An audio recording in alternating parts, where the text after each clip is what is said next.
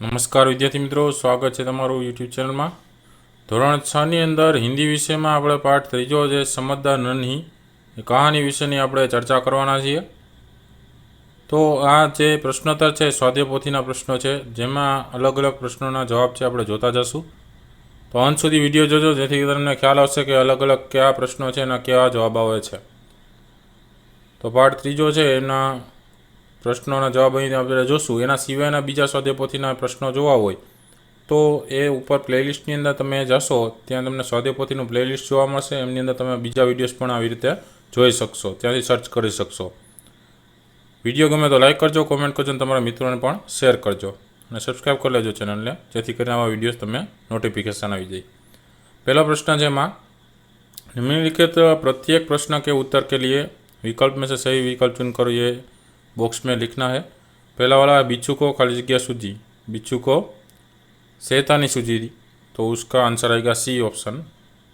दूसरा है बिच्छू अपनी गंदी आदत का खाली जगह था, बिच्छू अपनी गंदी आदत का गुलाम था, तो बी ऑप्शन आएगा आंसर में।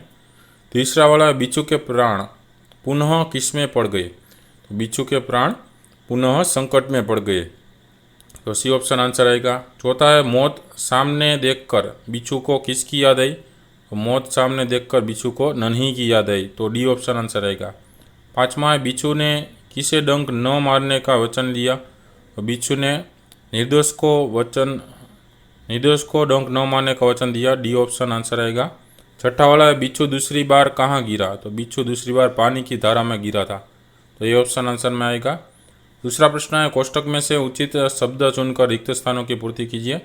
उसमें पहला वाला है नन्ही ने बिच्छू की खाली जगह पुकार सुन ली, तो नन्ही ने बिच्छू की करुण पुकार सुन ली। दूसरा है बिच्छू खाली जगह में फंस गया था, तो बिच्छू दलदल में फंस गया था। तीसरा है डंक मारना बिच्छू का खाली जगह है, डंक मारना बिच्छू का स्वभाव है। चौथा है मैं बिच्छू की खाली जगह आदत छुड़ा कर रहूँगी, तो मैं बिच्छू की गंदी आदत छुड़ा कर रहूँगी। प्रश्न तीजा है सही वाक्यांश चुनकर विधानों को पूर्ण कीजिए।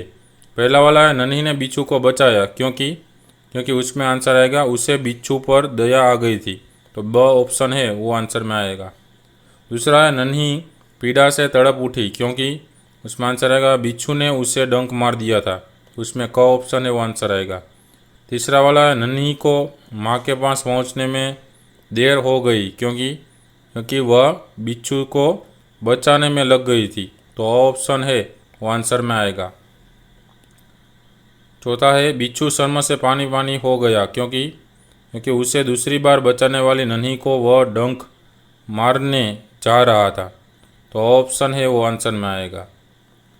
प्रश्न 4 है निम्नलिखित प्रश्नों के उत्तर एक एक वाक्य में लिखिए। पहला है नन्ही कौन थी, तो नन्ही एक बतख थी। दूसरा है बिच्छू ने नन्ही से क्या प्रार्थना की, तो उसमें आंसर आएगा बिच्छू ने नन्ही से प्रार्थना की बहन मुझे बचा लो। तीसरा है नन्ही ने माँ के सामने क्या निश्चय किया, तो उसमें उत्तर आएगा नन्ही ने माँ के सामने यह निश्चय किया कि वह बिच्छू की गंदी आदत छुड़ा कर रहेगी। चौथा है नन्ही ने क्या सोचकर बिच्छू को दोबारा जीवन दान दिया, उसमें उत्तर आएगा नन्ही ने यह सोचकर बिच्छू को दोबारा जीवन दान दिया कि शायद अब उसने डंक मारने की गंदी आदत छोड़ दी होगी। पांचवा है बुरे व्यक्ति को हम सही रास्ते पर कैसे ला सकते हैं, उसमें आंसर आएगा बुरे व्यक्ति के साथ बार बार भलाई करके हम उसे सही रास्ते पर ला सकते हैं। छठा प्रश्न है समझदार नन्ही कहानी से हमें क्या सीख मिलती है, तो उसमें आंसर आएगा यह सीख मिलती है कि धीरज और प्रेम से हम बुरे व्यक्ति की बुराई भी छुड़ा सकते हैं। प्रश्न 5वां है निम्नलिखित वाक्य किससे कहे है, उसमें पहला वाला है माँ मैं उसकी गंदी आदत छुड़ा कर रहूँगी, उसमें पहले का आंसर में आएगा नन्ही ने माँ से कहा है। दूसरा है क्या करूँ डंक मारना मेरा स्वभाव है, तो उसमें आंसर आएगा बिच्छू ने नन्ही से कहा है। तीसरा है तुम यह गंदी आदत छोड़ दो नहीं तो मुसीबत में कोई तुम्हारी मदद नहीं करेगा, तो तीसरे में उत्तर आएगा नन्ही ने बिच्छू से कहा है। चौथा है भलाई करना मेरा स्वभाव है, उसमें उत्तर आएगा नन्ही ने बिच्छू से कहा है। पांचवा है मैं वचन देता हूँ कि अब मैं किसी निर्दोष जीव को डंक नहीं मारूंगा, उसमें उत्तर आएगा बिच्छू ने नन्ही से कहा है। छठा प्रश्न है घटनाओं को उनके सही क्रम में लिखिए। तो सही क्रम में लिखने के लिए पहला वाला आएगा ड वाला, तो वो सही क्रम में पहला आएगा। नन्ही ने बिच्छू को दलदल में फंसा हुआ देखा, वो पहले में लिखना है। दूसरे में क वाला लिखना है, नन्ही ने बिच्छू को दलदल से निकाल कर।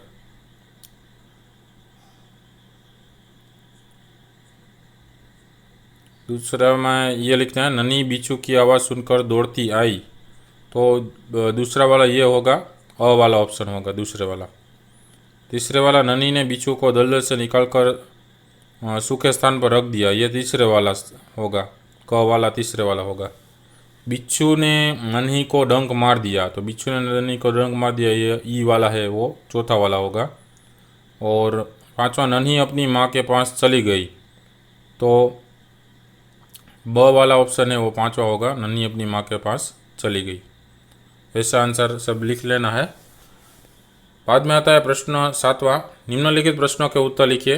पहला है, डंक मारने पर नन्ही ने बिच्छू से क्या कहा, तो उसका उत्तर आएगा, डंक मारने पर नन्ही ने बिच्छू से कहा कि मैंने तो तुम्हारी जान बचाई थी, फिर भी तुमने मुझे डंक मार दिया।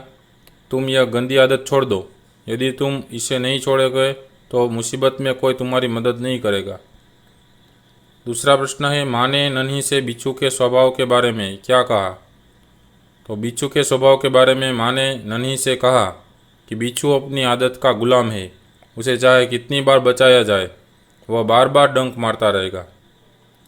प्रश्न तीसरा है, बिच्छू को पछतावा क्यों हुआ, उसका आंसर आएगा, बिच्छू को पछतावा हुआ क्योंकि 2 बार जीवतदान देने वाली बतख मतलब नन्ही को डंक मारने चला था। चौथा प्रश्न है, नन्ही बतख का स्वभाव कैसा था, भलाई करना मेरा स्वभाव है, मैं तुमसे बदला लेने के लिए अपनी आदत क्यों छोड़ दूँ, मेरा काम बचाना है, मैं मुसीबत में पड़े को हमेशा बचाती रहूँगी। ये उत्तर चौथा है। प्रश्न 8वां आएगा, निम्नलिखित शब्दों के समानार्थी शब्द लिखना है। पहला है नदी, नदी का होता है सरिता। दूसरा है स्थान, स्थान का होगा जगह। तीसरा है स्वभाव, स्वभाव का प्रकृति। चौथा मुसीबत, मुसीबत का संकट। पांचवा प्रसन्न, प्रसन्न का खुश। छठा थिरकना, थिरकना का होगा नाचना। नौवां है, निम्नलिखित शब्दों को शब्दकोश के क्रम में लिखिए। उसमें बिच्छू, नदी, शैतानी, डंक और मुसीबत।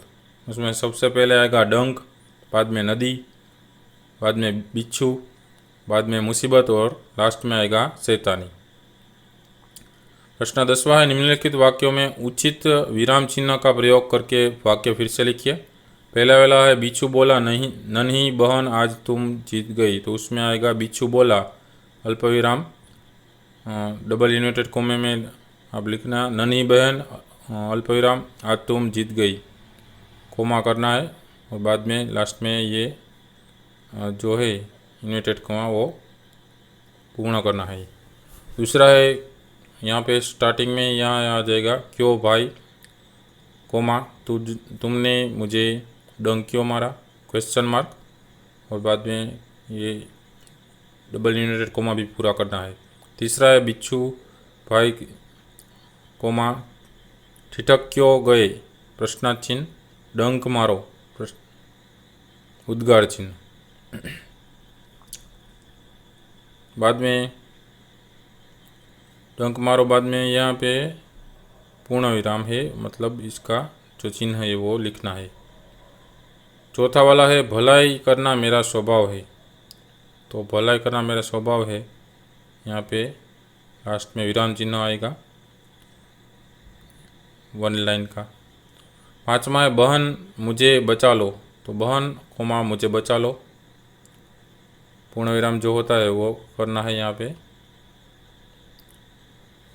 मत एक प्रश्न 11वां है, निम्नलिखित मुहावरे के अर्थ लिखकर उनका वाक्य में प्रयोग कीजिए।